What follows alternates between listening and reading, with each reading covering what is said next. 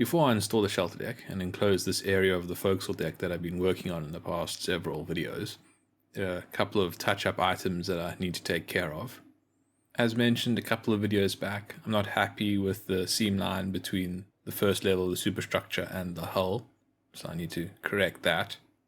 Once I'm happy with that part of the ship, I then need to work on touching up the paint and weathering the covered area of the forecastle deck.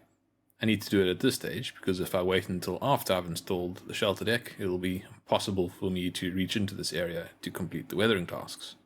And in this case, by weathering, I don't suppose weathering is actually the correct word to use, but what I mean by weathering is effectively applying panel line to bring out the details.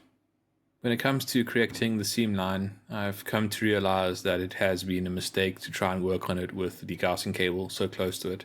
In fact, having all of these details, even the plastic molded ones, close to the seam line has made this quite difficult to deal with.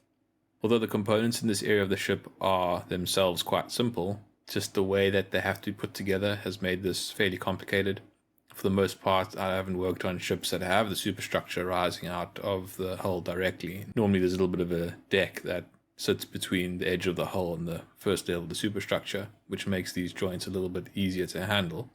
But in this case, that doesn't exist, and all these details that are getting in the way have complicated it. So I've decided that the best thing to do, instead of continuously trying to battle around them, is to simply remove them. The first thing I did was pull off the degaussing cable. I didn't show that here, but it was pretty simple to do. I just put a knife under it at one edge and was able to pick it up, and it rolled off quite easily. And then the next thing to do was to get rid of the plastic details. In order of my handling of this area of the ship, they had become a little bit damaged and I wasn't quite happy with them anymore. They weren't as crisp as I would like them to be. So I decided it'd be best to simply remove them and then replace them with photo edge and plastic stock. After filing off all of these details, the area is now opened up nicely so I can easily access it with sandpaper, and I'm able to sand it to create a nice smooth finish. During all of this sanding, unfortunately, I did also damage some of the gutters that sit above the portholes. I'm not sure if they actually are gutters, but that's what I understand them to be. It helps direct the water away from flowing directly over the window itself. So to me that sounds like a gutter. Anyways, some of them did get removed, and I have a suspicion that when it comes to fixing the seam line between the first level of the superstructure and the shelter deck, it's going to be very difficult to do that without damaging these gutters at that point. So I'm doing a little test now to see if I can fairly easily reconstruct these gutters.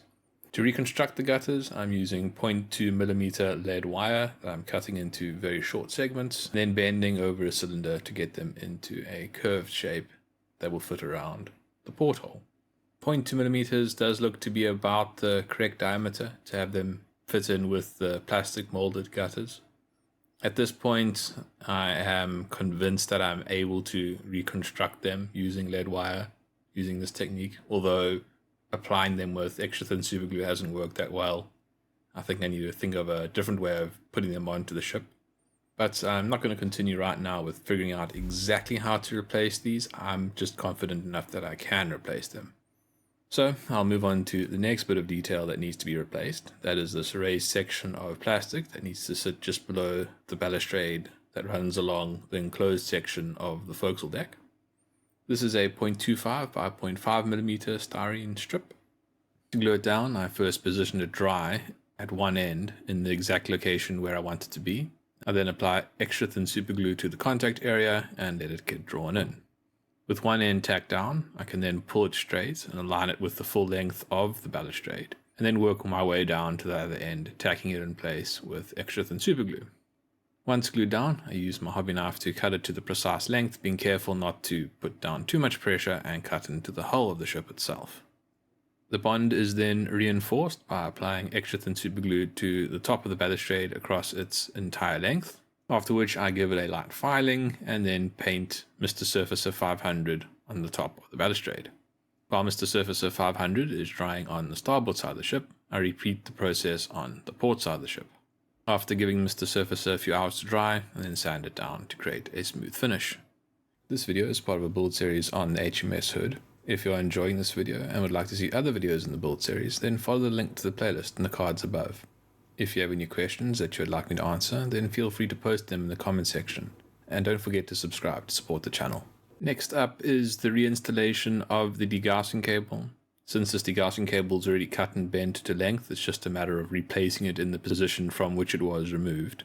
Because I pulled this degaussing cable off the model, it does have a tendency now to bend up and away from the model, but this won't matter once it is pulled tight and glued down. It'll look just as good as it did when it was originally installed. This is now the third or fourth video in which I've installed this degaussing cable, so not much to say about the process. Put it on the ship, pull it tight, tack it down with extra thin super glue at one end, and then reinforce the bond along its length. After the installation of the degaussing cable, I needed to make panels to replace the plastic panels that had been removed from this area of the ship. To create these panels, I rummaged around in my old photo etch frets and found a fret that has a frame that had the appropriate width for these panels. I then cut that frame into sections, rounded off the edges, and prepared them for installation on the ship. To install the panels, I applied a small drop of extra thick superglue on their base, and then placed them on the model.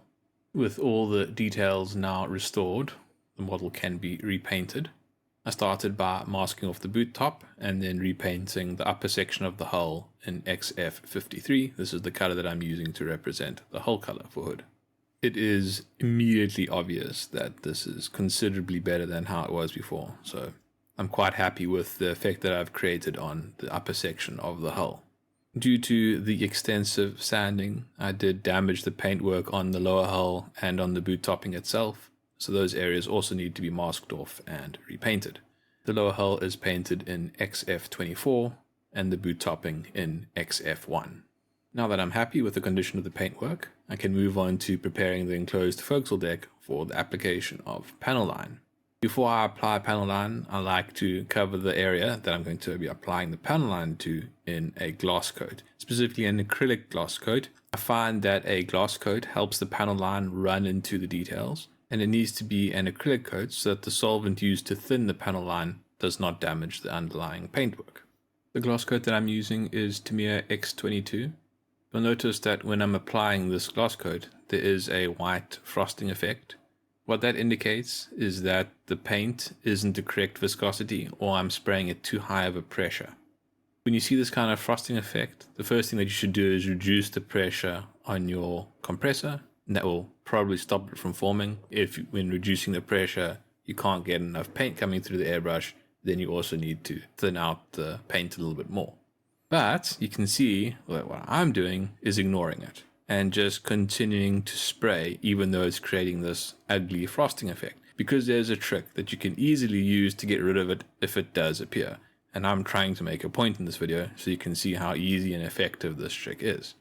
Essentially, once you have sprayed your ship or whatever it is and it has this horrible frosting effect on it and you want to completely remove it, simply take Mr. Thinner's leveling thinner, load it up directly into your airbrush, and then respray your model using straight leveling thinner.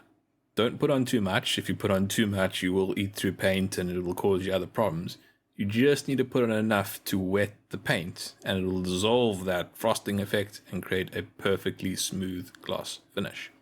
Just be aware that leveling thinner has an agent in it which slows down the drying of paint. That's how the leveling thinner works. It slows down the drying process and gives the paint more time to move. And the effect of that agent is that it does create a gloss effect.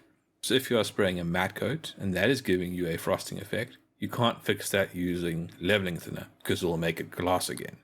So if you do have frosting with your matte coat, the way to fix that is to use Mr. Thinner or Mr. Rapid Thinner. It'll have the same effect, but it won't put a very glossy finish onto it. Anyways, the point that I'm making is if you are spraying a clear coat on your model and you get this white frosting and you think you've ruined your model, don't panic. Easy fix. Once the gloss coat has had a few hours to dry, it is ready for the panel line to be applied to it. You can apply the panel line directly onto the model using a brush, but if you do that without thinning it, I do find that it comes on a bit thick, and it's really quite helpful to pre-thin it before applying it to the model. I find that a 1-to-1 thinning ratio is quite good for it. The panel line that I'm using is Mr. Weathering Color Black, and I am thinning it with Mr. Weathering Solvent 110. Once applied, I give it roughly an hour to dry.